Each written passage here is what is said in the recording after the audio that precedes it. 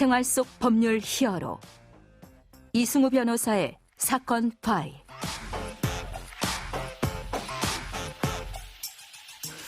안녕하세요. 이승우입니다.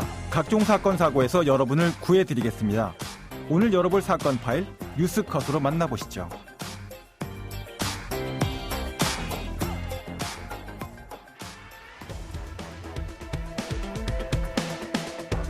서울경찰청은 동남아에서 마약을 들여온 판매 총책과 운반책, 구매자 등 20명을 붙잡아 8명을 구속했다고 밝혔습니다. 필로폰 6.3kg, 21만 명 투약분을 밀수한 혐의를 받고 있습니다.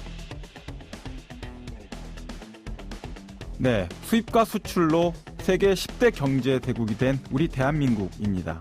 그렇지만 가끔은 이런 걸 굳이 수입 또는 직구까지 해야 되는가 생각이 드는 그런 물품도 적지 않습니다. 사건 파일 오늘 주제는 마약 수입 사건입니다. 법무법인 법승 안지성 변호사와 함께 알아보겠습니다. 안녕하세요. 네, 안녕하세요. 자, 오늘 가져오신 사건 바로 만나볼까요? 네, 서울 일대에서 마약을 불법으로 유통하고 판매한 거물 마약상 A씨가 체포된 사건인데요. A씨는 이제 숙소로 이용하던 강남의 한 호텔에서 덜미가 잡혔습니다. 체포 당시 A씨의 소지품에서는 필로폰과 대마초, 또 물뽕으로 알려진 신종 마약 GHB가 대량으로 발견됐는데요. 네네. A씨가 가지고 있던 마약은 무려 4천여 명이 동시에 투약할 수 있을 정도의 어마어마한 양이었습니다. 자, 최근에 그 우편, 화물 이렇게 해서만 600건 이상의 사건들이 적발되고 있고 또 불법 체류 외국인들의 마약 사건이 작년만 해도 한 2,300건 이게 발생하고 있고 마약 전체 압수량 자체가 1톤을 넘었다 이런 기사들이 계속 나오고 있는데요. 자, 뉴스에서 마약 사건 얘기가 계속 이렇게 등장하고 있는 우리나라 어떤 정도로 마약 사건이 이루어지고 있습니까? 최근 대형 마약 사범 검거가 잇따르고 있습니다. 지난달 한 달 동안 붙잡힌 마약 사범이 총 790명에 이를 정도인데요. 더 이상 대한민국을 마약 청정국이라고 부를 수 없는 수준입니다. 그렇군요. 네. 일반적으로 마약 사범들은 그 마약류 관리에 관한 법률에 따라 처벌을 받는데 네. 그 법 규정상의 마약류라고 하는 것은 이제 기분이나 생각의 극적인 변화를 유발하는 양귀비, 아편, 코카인 등의 생약 성분의 마약과 또 향정, 대마 등을 총칭합니다. 자, 이런 마약류들은 가지고만 있어도 처벌받고 또 판매해도 처벌받고 전달해도 처벌받고 그런 거죠? 예, 모든 행위를 다 처벌을 하고 있고요. 우리 사건으로 돌아가 보면은 이제 A씨가 소지하고 있던 필로폰과 GHB는 이제 향정 생산 의약품, 향정이라고 저희가 부르는데 향정에 네네. 해당하는 마약류입니다. 이 향정 의약품은 이제 안전이 보장되면 약으로 쓸 수 있는 것이지만 네. 잘못 사용될 경우에는 이제 중독성이 매우 강해서 우리 몸에 심각한 해를 끼치게 됩니다. 네. 이렇게 위험성을 내포한 마약류는 이제 당연하게도 단순히 소지만 하고 있다 하더라도 처벌을 받습니다만 다른 사람한테 판매하려고 한다거나 이제 유통할 때 더 무거운 벌을 받게 됩니다. 우리 마약류 관리법 목적이 이제 의존성이 높고 건강을 크게 해치는 마약류에 대한 접근을 원천적으로 좀 차단하자 이런 데 있기 때문인데요. 단순히 마약을 사고 파는 것에 그치지 않고 해외 직구 등의 방법으로 국내로 수입했다면 이건 더욱더 가중처벌을 받게 됩니다. 가중처벌을 받는 그런 행위가 된다는 말씀이시죠? 예.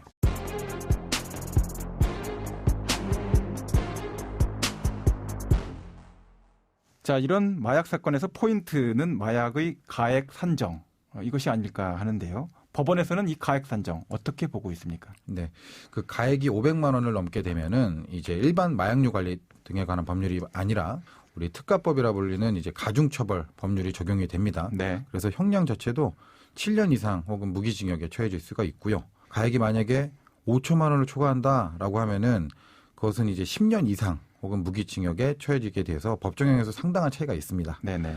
따라서 마약류 사건을 맡게 되면 그 가액 산정에 있어서 그 기준을 어떻게 할 것이냐에 대해서 항상 다투고 있습니다. 굉장히 많이 검토하시고 이 7년 이상이라는 기준 자체가 상당히 의미가 있는 기준이죠. 그렇죠. 법정형이 7년 이상이 된다라는 것은 이제 집행유예가 불가능하다는 거기 때문에 그렇죠. 상당히 의미가 있습니다. 네. 자, 마약을 해외 직구로 산다. 이제 본인의 집 주소를 알려준다. 이런 것만으로도 처벌이 가능합니까? 마약류를 수입함에 있어서 이제 직접 이제 수입을 주문을 하고 직접 가담하는 게 아니라 네네. 택배를 받을 주소만 자신의 집 주소로 알려주는 방법으로 범행에 가담하는 경우도 많습니다. 근데 이러한 행위 아무런 문제의식 없이 하지만 당연히 처벌을 받습니다. 다만 이제 제가 앞서 말씀드렸듯이 그 수입이라고 하는 행위를 처벌받는 것이 아니라 수입이라고 하는 범죄는 이미 이제 비행기를 통해서 국내에 들어옴으로써 범죄가 다 완성이 된 것이기 때문에 네네. 그 이후로 이제 국내로 송달받는 것이니까 이건 수입이라고 하지는 않고 수수죄의 방조 혐의로 처벌을 받게 됩니다. 자, 보면 해외에서 직구로 살 때 또 국내에서 유통되는 어떤 마약의 가격 다 다를 수가 있을 것 같은데요. 통상 마약류에 있어서 가액 산정 어떤 기준으로 이루어집니까? 네, 통상 마약류 같은 경우는 1회분, 또 소매, 네네. 중간 도매 등 이제 유통 단계에 따라서 암거래 가격이 다 다릅니다. 아, 유통 단계가 굉장히 복잡하군요. 예. 네네. 근데 그 단순히 다른 정도가 아니라 상당한 차이가 있기 때문에 아, 피고인 입장에서는 비교적 단가가 싼 도매 가격을 기준으로 마약류 가액을 산정해달라라고 하고 있고, 검사는 이제 비싼 소매가 기준으로 산정해달라 이렇게 주장을 합니다. 대법원은 어떤 기준을 따라가고 있죠? 대법원은 이와 관련해서 통상의 거래 가액을 의미한다 이렇게 판시를 하면서 소매 가격을 기준으로 하고 소매 가격이 없는 경우에는 도매 가격에 의해야 한다 말을 하고 있는데, 네네. 저도 사실 관련해서 비슷한 사건에서 지금 대법원까지 올라와서 다투고 있고, 예. 이런 기준이 사실 적정한지는 의문이 좀 있습니다. 통상의 거래 가격 사실은 좀 기준 자체가 정확하지가 않네요. 네, 그렇죠. 자, 마약 사범들은 보통 본인은 전달책에 불과했다. 마약인 줄 몰랐다. 자, 이렇게 이야기하는 경우가 많죠. 예. 이럴 경우에는 어떻게 처벌이 되게 됩니까? 그러니까 이제 사실 뭐 말씀하셨지만은 마약 사범들이 검거가 되면 제일 많이 항변을 하는 게 뭐 경찰한테든 우리한테든 네네. 얘기를 하는 게, 나 택배 안에 들어있는 게 마약인 줄 몰랐어요. 아니면은 택배 안에 들어있는 게 비교적 우리 처벌이 좀 약한 예. 대마초인 줄 알았어요. 또 아니면 뭐 LSD나 필로폰인 줄은 몰랐어요. 얼마나 들었는지 네, 몰랐어요. 그런 그것도, 얘기도 네. 하고요. 이런 주장들을 많이 하는데 네네. 사실 전혀 의미 없는 주장은 아닙니다. 네. 예, 어쨌든 마약류 범죄도 고의범을 처벌을 하는 것이기 때문에 그 범죄 행위를 이루는 요소들에 대한 개별적인 인식은 다 필요하고요, 당연히. 따라서 마약류의 종류, 그러니까 어떤 게 들었는지 아니면 얼마나 들었는지에 따라서 또 처벌이 다 달라지기 때문에 마약류의 종류라든가 수량까지도 정확히 인식을 해야 된다고 저희가 주장을 하고 있습니다. 뭐 그렇긴 하지만 객관적인 증거 자료들이라든지 또 관련된 정황 자료로 등장하는 뭐 금액 또는 양 여러 가지 자료들에 따라서는 뭐 진술이 그렇다 하더라도 인정될 수밖에 없는 경우들도 많이 있겠네요. 그렇죠. 이제 마약 들어오는 게 그냥 쉽게 뭐 물건 사듯이 이렇게 하는 게 아니기 때문에 그간에 이제 뭐 텔레그램 대화 내역이라든가 여러 가지 다른 물적 증거를 그래서 수사기관에서 그것부터 확보를 합니다. 부인한다 하더라도 인정이 되겠죠. 알겠습니다. 자, 그러면 오늘 사건에 담긴 법 이야기를 한 줄로 정리해 드리고 실제 법적 대응과 자문 이어가 보도록 하겠습니다.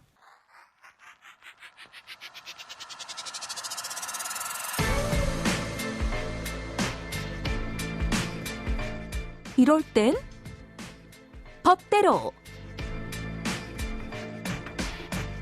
다른 사람에게 판매하고 유통할 때 마약 관련된 법은 더 무거운 처벌을 하도록 하고 있습니다. 자, 국내 유통 마약 또는 향정신성 의약품의 가액이 500만 원을 넘게 되면 무기징역까지 처벌이 가능합니다. 마약 수출입 자체는 그 가액에 상관없이 그 자체로 무기징역까지 처벌이 가능한 범죄입니다. 자, 가액과 관련해서 5천만 원 이상일 경우에는 무기 또는 10년 이상, 500만 원 이상의 수출입에 대해서는 무기 또는 7년 이상의 징역형으로 처벌받게 됩니다.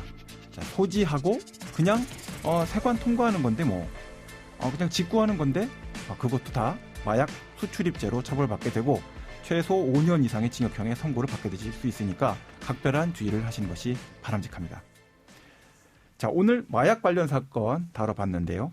어쩌다가 마약을 발견하거나 내가 손을 대게 됐다면 어떻게 하면 좋을까요? 네, 일단은 마약을 발견하게 된다면 당연히 네. 뭐 투약이라든가 흡입을 하면 안 되고요.